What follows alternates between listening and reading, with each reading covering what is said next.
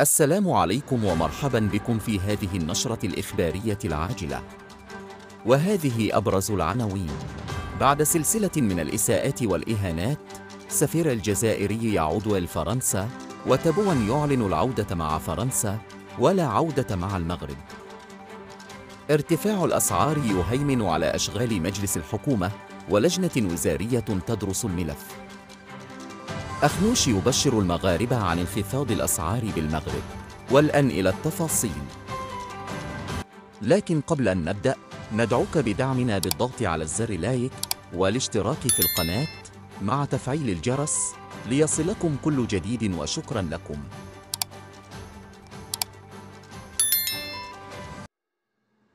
السفير الجزائري يعود إلى باريس بعد أزمة دبلوماسية. بالرغم من سلسلة الإساءات والإهانات الفرنسية للنظام العسكري الجزائري، وبعد قرابة الشهرين من مغادرته لباريس في أعقاب قرار الرئيس الجزائري عبد المجيد تبون باستدعائه للتشاور في 6 من فبراير الماضي بسبب الأزمة الدبلوماسية التي خلفتها قضية هروب أميرة بوراوي إلى فرنسا وتوجيه الجزائر اتهامات مباشرة للمصالح الفرنسية بالتدخل لتهريبها من تونس التي وصلت عبرها إلى فرنسا. عاد السفير الجزائري لدى فرنسا سعيد موسي إلى باريس أمس الأربعاء لاستئناف مهامه مجدداً في السفارة. وأعلنت السفارة الجزائرية بباريس على حسابها الرسمي على تويتر عن عودة السفير الجزائري لدى فرنسا سعيد موسي إلى فرنسا، مشيرة إلى أنه التقى اليوم الخميس بالأمينة العامة للدائرة السابعة في العاصمة الفرنسية باريس أن-ماري بيسكوت بمناسبة عودته من الجزائر واستئنافه لمهامه. وأوضحت سفارة الجزائر في باريس أن الاجتماع كان فرصة لتقييم المواعيد الثنائية القادمة في إطار الأجندة السياسية المتفق عليها بين السلطات العليا في البلدين.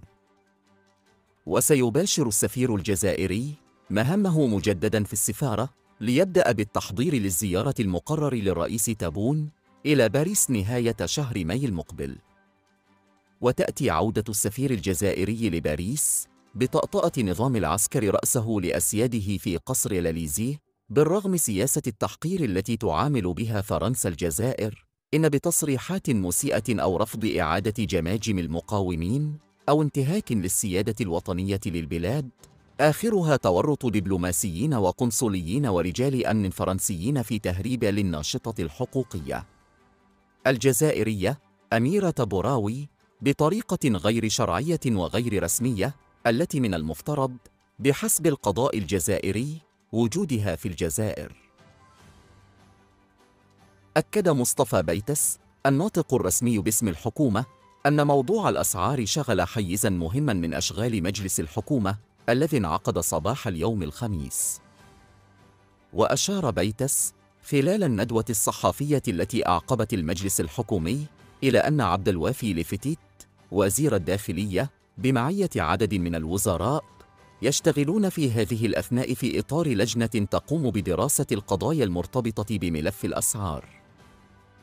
وقال الناطق الرسمي باسم الحكومة إن الأسعار بدأت تأخذ منحاً تنازلياً، والحكومة ستستمر بالعمل بهذا النفس الجماعي إلى حين عودة الأسعار إلى مستواها الطبيعي. وصادق مجلس الحكومة على مشروع القانون رقم 10.23 يتعلق بتنظيم وتدبير المؤسسات السجنية، قدمه عبد اللطيف وهبي وزير العدل.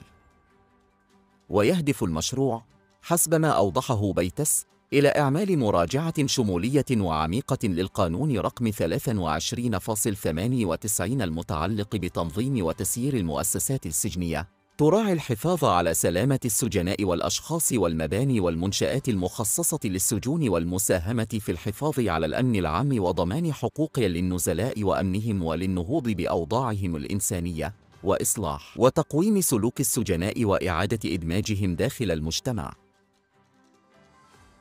ألقى رئيس الحكومة عزيز أخنوش اليوم الخميس كلمة في بداية أشغال مجلس الحكومة، متطرقاً لموضوع تعزيز مراقبة السوق الوطنية والسهر على ضمان تمويل مستمر لها بالمنتجات الغذائية ومحاربة المضاربات مشدداً على أن الموضوع ستتم مواكبته حتى تعود الأسعار إلى مستوياتها الاعتيادية.